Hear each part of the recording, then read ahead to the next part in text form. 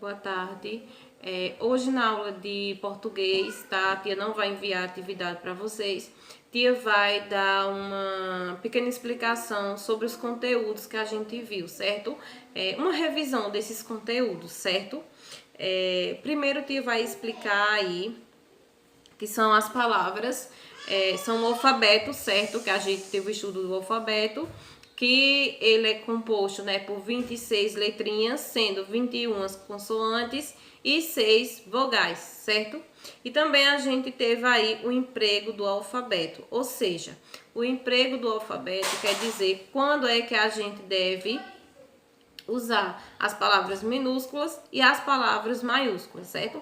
As palavras maiúsculas a gente devemos usar sempre que escrever nomes de pessoas, nomes de países, nomes de cidades, de supermercado, lojas, farmácias, hospitais, certo? Sempre a primeira letrinha inicial dessas coisas que tia falou. Então a gente vamos sempre desses nomes próprios, a gente sempre devemos escrever com a inicial maiúscula, certo? E não devemos copiar a letra maiúscula no meio de palavras, tá certo?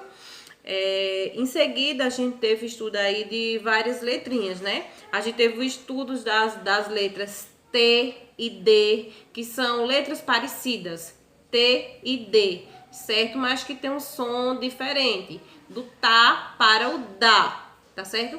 Então, a gente estudou várias palavrinhas com essas letras, né?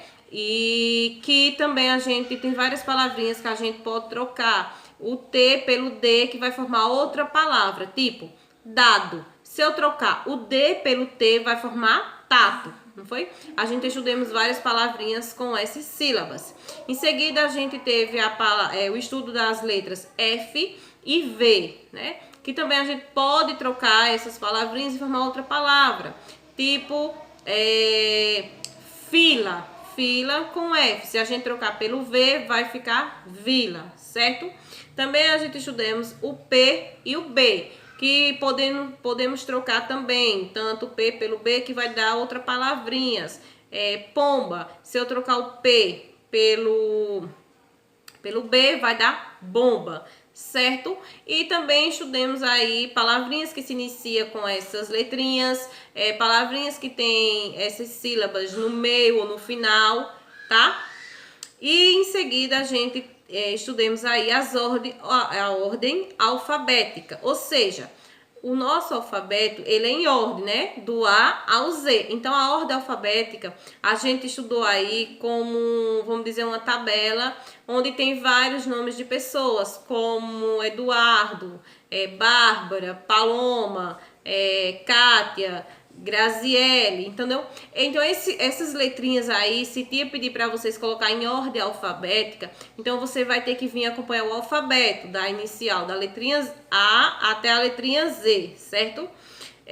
Também estudemos aí palavras com E e palavras com I. Teve o estudo de palavras que escrevemos, né, com e que ao pronunciar essas palavras, muitas das vezes a gente escuta a pronúncia do I, mas que se escreve com E, não foi? Também a gente estudemos a separação das sílabas, como é que essas palavras se separam, certo?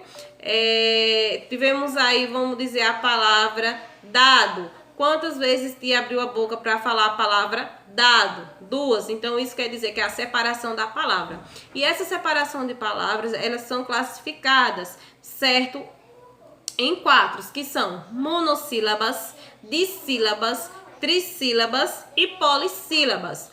Mono quer dizer que essa palavra, ela não se separa, ela é mono, ela é uma palavrinha pequena que a gente abre a boca apenas uma vez. Pá, então ela não se separa, ela é considerada uma palavra monossílaba, certo?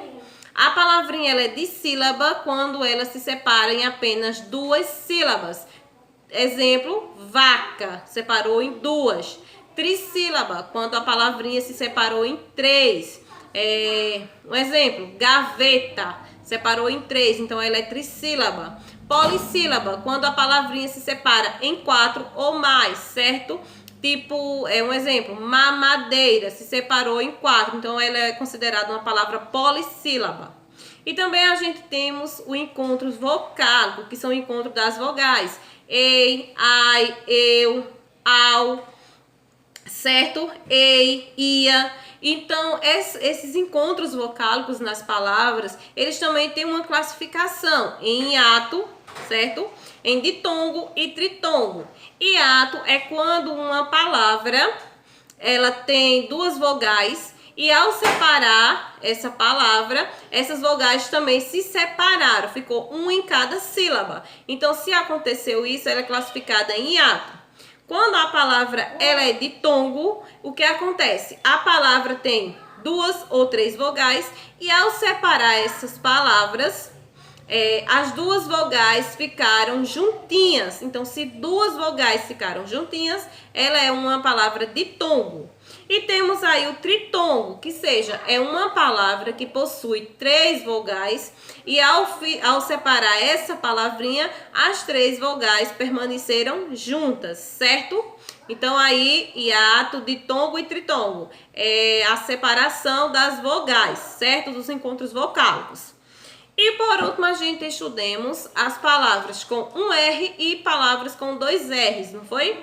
E aí, tia disse a vocês que vocês, ao escrever uma palavra, vocês ficassem ligados ao som. Porque o R, ele tem dois sons. As sílabas da família do R possuem dois sons, certo?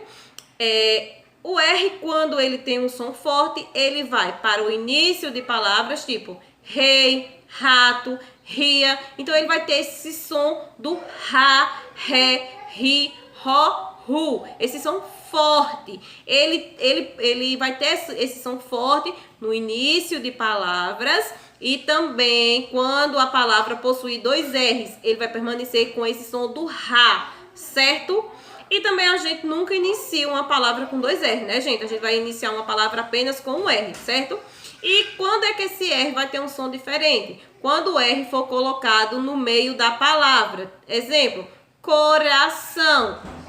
Coração. Então, o Rá do coração, ele já possui um som mais fraco. Ele não vai ter esse som do Rá, e sim do Rá. Tá vendo?